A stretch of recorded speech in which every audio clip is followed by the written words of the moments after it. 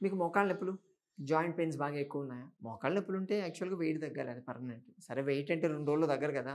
Surgery చేయాలన్నా గాని wait తగ్గాలని చెప్తారు. సో, అటువంటి పెయిన్స్ ఉన్నప్పుడు పెయిన్ కిల్లర్ రాస్తే దానివల్ల వచ్చేటువంటి సైడ్ ఎఫెక్ట్స్ చాలా ఎక్కువ. మళ్ళా కడుపులో మంట, దానికి యాంటాసిడ్ వాడాలి. దాని బదులు మన ఇంట్లో ఉండేటువంటి ఒక్క ఐటెమ్ క్యాబేజ్ దాన్ని వాడుకుంటే మీకు రిలీఫ్ వస్తది. పెయిన్ నొప్పి తగ్గితే చాలు కదా! దానికేం జేయాలంటే క్యాబేజ్‌ని తీసుకోండి. ఓకే. దాన్ని నీట్‌గా కడిగేసి దాని మధ్యలో గట్టిగా ఉంటది కదా! రెమ్మలాగా ఉంటది. దాన్ని తీసేసి మెత్తగా ఉన్నటువంటి ఆ క్యాబేజీ ఆకుని ఫ్రిడ్జ్‌లో పెట్టండి. డీప్ ఫ్రిడ్జ్‌లో ఒక 10, 15 నిమిషాలు పెట్టండి. చల్లగా అయిపోద్ది. అప్పుడది ఇంకా తెల్లగా కనిపిస్తది. దాన్ని తీసుకొనొచ్చి ఫ్లోర్ మీద పెట్టేసి మనకు ఈ అట్లకాడ ఉంటది కదా! బల్లెడద అంటారు కదా! ఈ పూరీలు, చపాతీలు చేసేది ఉంటది కదా! ఏదైనా సరే. ఏదైనా గట్టిగా ఉన్న దాంతో రోల్ చేయండి దాని మీద. ఒక 2, 3 నిమిషాలు రోల్ చేయంగానే జ్యూసీ వస్తుంది లోపల నుంచి. అంటే దాని వైట్ కలర్ పోయి గ్రీన్ కలర్‌గా మారుతూ ఉంటుంది. ఆ జ్యూసీ అవి చాలా ఇంపార్టెంట్. దాంట్లో యాంటీ ఆక్సిడెంట్ చాలా ఎక్కువుంటాయి. ప్లస్ మీకు పొటాషియం ఉంటుంది. దాంట్లో సల్ఫర్ ఉంటుంది. ఈ ప్లాంట్ ఆల్కలైడ్స్ దాన్ని మీరేం చేస్తారంటే మోకాళ్ళ నొప్పి ఉందంటే మోకాళ్ళకి చేత్తో జస్ట్ రబ్ చేయండి. ప్లెయిన్ రబ్ చేయండి. డ్రై మసాజ్ అంటారు. చేస్తే అక్కడ బ్లడ్ సర్క్యులేషన్ పెరుగుతుంది. అప్పుడు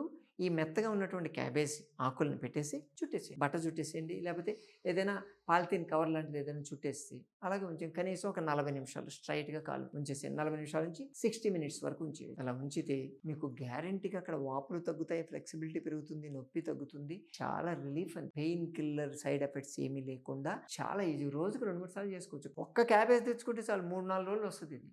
ఎన్ని జాయింట్లకైనా పెట్టుకోవచ్చు అది వితౌట్ సైడ్ ఎఫెక్ట్ కదా! బాగుంది కదా! చేస్తారా? మరోసారి మరో వీడియోతో మళ్ళీ కలుసుకుందాం. నమస్తే.